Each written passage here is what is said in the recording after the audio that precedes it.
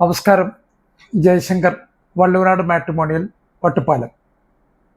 ഇന്ന് പറയാൻ പോകുന്ന ആൺകുട്ടി സുനിൽകുമാർ ജി എന്നാണ് ആ കുട്ടിയുടെ പേര്. മൂലം നക്ഷത്രം, ഹൈറ്റ് വന്നിട്ട് 5'8", ബിടെക് ആണ് ഹയസ്റ്റ് ക്വാളിഫിക്കേഷൻ. ബോംബെയിൽ അല്ലെങ്കിൽ ഇപ്പോഴത്തെ മുംബൈയിൽ പ്രശസ്തമായ ഒരു പ്രൈവറ്റ് കമ്പനിയിൽ പ്രൊഡക്ഷൻ മാനേജറായിട്ട് വർക്ക് ചെയ്യുകയാണ്. അച്ഛൻ റിട്ടയർഡ് സുബേദാർ മേജർ ഗംഗാധരൻ നായർ, അമ്മ പത്മിനി. പാലക്കാടാണ് ഇവർ പാരൻസ് സെറ്റിൽ ചെയ്തിരിക്കുന്നത്. സുനിൽകുമാർ വർക്ക് ചെയ്യുന്നത് മുംബൈയിലാണ്. അപ്പോൾ ഇത്രയും കാര്യങ്ങളാണ് സുനിൽകുമാറിനെ കുറിച്ച് പറയാനുള്ളത്. ഒരിക്കൽ കൂടെ സുനിൽകുമാറിനെ കുറിച്ച് ഞാൻ പറയാം. സുനിൽകുമാർ ജി, മൂലം നക്ഷത്രം, ബിടെക് മെക്കാനിക്കൽ എഞ്ചിനീയറിംഗ് ആണ്. ജാതകത്തിൽ ഒരു ദോഷമാണ് കാട്ടിയിരിക്കുന്നത്. 5'8" ആയിട്ട് പ്രൊഡക്ഷൻ മാനേജറായിട്ട് മുംബൈയിൽ ഒരു റെപ്യൂട്ടഡ് പ്രൈവറ്റ് കമ്പനിയിൽ വർക്ക് ചെയ്യുന്നു. അച്ഛൻ ഗംഗാധരൻ നായർ, റിട്ടയർഡ് സുബേദാർ മേജർ, അമ്മ പത്മിനി. പാലക്കാട് സെറ്റിൽ ചെയ്തിരിക്കുകയാണ് ഇവർ. പാരൻസ് പാലക്കാടാണ്. ഈ കുട്ടി വർക്ക് ചെയ്യുന്നത് ബോംബെയിലാണ്. ആർക്കെങ്കിലും താല്പര്യമുണ്ടെങ്കിൽ തീർച്ചയായിട്ടും വള്ളൂരാട് മാട്രിമോണിയലുമായിട്ട് ബന്ധപ്പെടുക. അവരുടെ ഡീറ്റെയിൽസ് എല്ലാം ഞാൻ തരുന്നതായിരിക്കും. അപ്പം ഇതിൽ ഒരു ദോഷം എന്ന് പറഞ്ഞുകൊണ്ട് കൃത്യമായിട്ട് അതിൽ കുറഞ്ഞിട്ടുള്ള ദോഷമുള്ള പെൺകുട്ടികളെ നോക്കാൻ അങ്ങനെയൊന്നും ചിന്തിക്കേണ്ട കാര്യമില്ല. അത് ഓരോ ജോത്സ്യനും നോക്കുന്നതിനെ ഡിപ്പെൻഡ് ചെയ്തിട്ടാണ് ഈ ദോഷം കാര്യങ്ങളൊക്കെ. ഇപ്പം വേറൊരു ജോത്സ്യനെ കൊണ്ട് നോക്കിക്കഴിഞ്ഞാൽ ചിലപ്പോൾ അത് 1.5 ദോഷം ഉണ്ടാവാം. ചിലർ പറയും 6 ദോഷമേ ഉണ്ടാവുള്ളൂ, ചിലർ പറയും ശുദ്ധജാതക പറയും. അപ്പോൾ കൃത്യമായിട്ട് അതിനെങ്ങ് ഡിഫൈൻ ചെയ്യാൻ പറ്റും എന്നെനിക്ക് തോന്നുന്നില്ല, എനിക്കറിയില്ല. അതൊക്കെ ഓരോ ജോത്സ്യനെ ഡിപ്പെൻഡ് ചെയ്യുന്ന കാര്യങ്ങളാണെന്നാണ് ഞാൻ മനസ്സിലാക്കിയിരിക്കുന്നത്. അപ്പോൾ ആർക്കെങ്കിലും ഇഷ്ടപ്പെട്ട് കഴിഞ്ഞാൽ തീർച്ചയായിട്ടും ജോത്സ്യൻ്റെ അടുത്ത് പോയിട്ട് നോക്കുക. അതിനുശേഷം മാത്രം മതി ഒരു കാര്യങ്ങളൊക്കെ മുന്നോട്ട് കൊണ്ടുപോകും. അല്ലാതെ ഒരു മുൻവിധി നടത്തരുത്. ഇത് ഒരു ദോഷമുണ്ടല്ലോ, ഇനിയിപ്പോൾ അതെങ്ങനെ എന്നൊന്നും ആലോചിക്കേണ്ട കാര്യമില്ല. എല്ലാ വീഡിയോകളിലും പറയുന്ന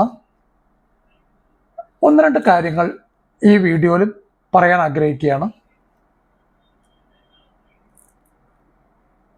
ഒരു വീട്ടിൽ വിവാഹപ്രായമെത്തിയ കുട്ടികൾ ഉണ്ടാകുന്ന സമയത്ത് അച്ഛനമ്മമാർക്ക് കുറച്ച് ടെൻഷനാണ്. ഇനിയിപ്പോൾ ഈ കുട്ടിയുടെ വിവാഹം നടക്കണം, ഏതൊക്കെ ആകെ ഒരു വല്ലാത്ത ടെൻഷനാണ്. അപ്പോൾ ഈ ടെൻഷനൊക്കെ എങ്ങനെ നമുക്ക് ഒഴിവാക്കാൻ പറ്റും എന്നുള്ളതിനെ പറ്റിയാണ് ഞാൻ. അപ്പോൾ ഈ ടെൻഷനും കാര്യങ്ങളൊക്കെ എങ്ങനെ കുറയ്ക്കാൻ പറ്റും എന്നുള്ളതിനെ പറ്റിയിട്ടാണ് ഞാൻ ഒന്ന് പറയാൻ ആഗ്രഹിക്കുന്നത്. ആദ്യം ചെയ്യേണ്ടത് മക്കളുമായിട്ട് സംസാരിക്കുക.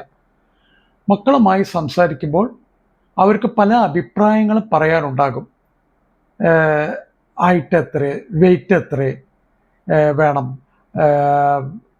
നമ്മളുടെ ക്വാളിഫിക്കേഷൻ എന്തൊക്കെ ആയിരിക്കണം, ഏത് സ്ഥലത്തു നിന്നുള്ള കുട്ടിയായിരിക്കും നല്ലത്. അപ്പോൾ ഇങ്ങനെയൊക്കെയുള്ള കുറേ കാര്യങ്ങൾ ആ കുട്ടിക്ക് അഭിപ്രായങ്ങൾ പറയാനുണ്ടാവും. 100% ഒന്നും നമുക്ക് മീറ്റ് ചെയ്യാൻ പറ്റിയെന്ന് വരില്ല. എന്നാൽ പോലും കുറേ കാര്യങ്ങൾ മനസ്സിലാക്കി വെക്കുന്നത് എപ്പോഴും പ്രയോജനപ്പെടും. 2, ദൈവവിശ്വാസികളാണെങ്കിൽ തീർച്ചയായിട്ടും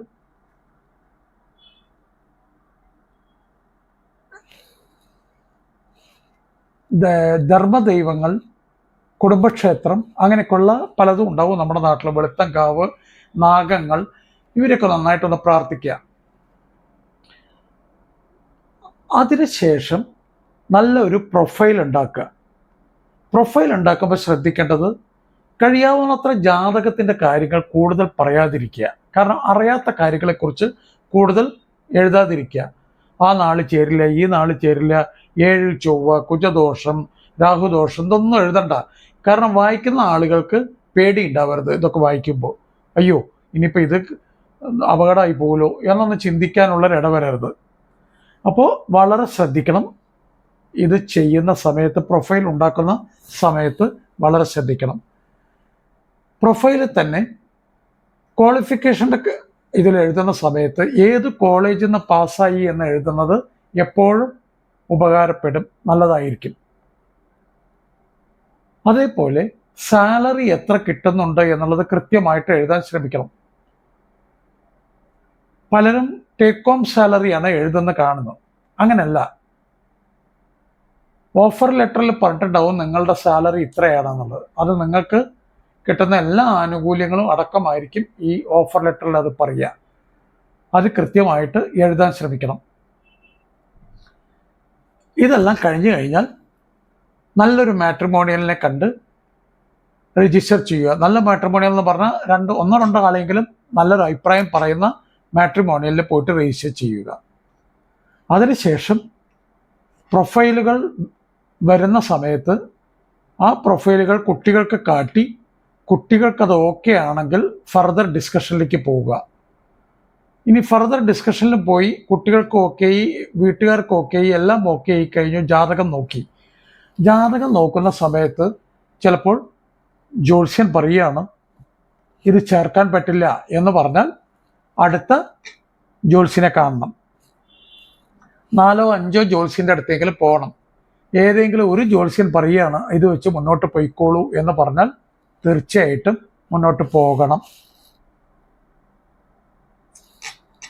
അടുത്തതായിട്ട് കുട്ടികൾ തമ്മിൽ വാട്സാപ്പ് ചാറ്റിൽ കൂടെ ഒരു ഫ്രണ്ട്ഷിപ്പ് ബിൽഡപ്പ് ചെയ്യണം. രണ്ടുപേരും അവരുടെ വാട്സാപ്പ് നമ്പറുകൾ എക്സ്ചേഞ്ച് ചെയ്യണം.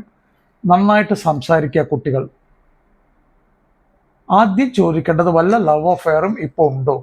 ലവ് അഫെയർ ഉണ്ടെങ്കിൽ തീർച്ചയായിട്ടും അത് അവിടെ വെച്ച് ഡ്രോപ്പ് ചെയ്യുക.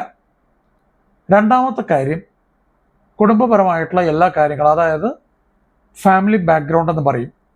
അച്ഛൻ എന്തായിരുന്നു, അമ്മ എന്തായിരുന്നു, അമ്മയുടെ വീട് എവിടെ, അച്ഛൻ്റെ വീട് എവിടെ, സഹോദരങ്ങൾ എന്താ ചെയ്യുന്നത്, എല്ലാ കാര്യങ്ങളും കുട്ടികൾ തമ്മിൽ നന്നായിട്ട് സംസാരിക്കുക. അടുത്തത് എഡ്യൂക്കേഷൻ. എവിടെയാണ് പഠിച്ചിരിക്കുന്നത്, എന്താണ് പഠിച്ചിരിക്കുന്നത്, എല്ലാ ഡീറ്റെയിലും എഡ്യൂക്കേഷനുമായിട്ട് ബന്ധപ്പെട്ട കാര്യങ്ങൾ ചോദിക്കുക. അടുത്തത് മെഡിസിൻ വല്ലതും കഴിക്കുന്നുണ്ടോ എന്ന് തീർച്ചയായിട്ടും അറിഞ്ഞു വെക്കണം.